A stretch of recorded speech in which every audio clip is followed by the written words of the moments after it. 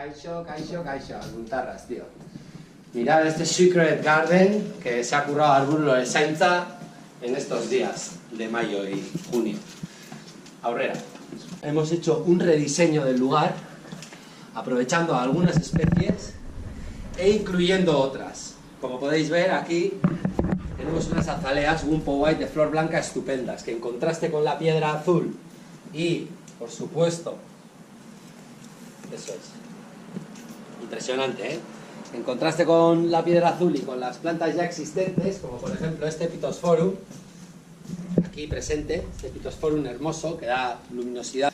Luego, si el cameraman, que está Pablo hoy a la cámara, Pablo, saluda a la cámara, tío. Aupa, aupa.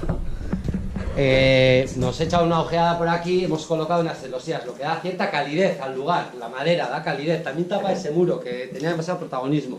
Completan un poquito la estructura del jardín. Nosotros hemos incluido estas nandinas que veis ahí, que estas son las nandinas Obsesión Seika, de marca registrada, impresionante, no crecen más de 0,80, y aquí tenemos las Gulfstream, que estas ya van a tapar todo este agujero.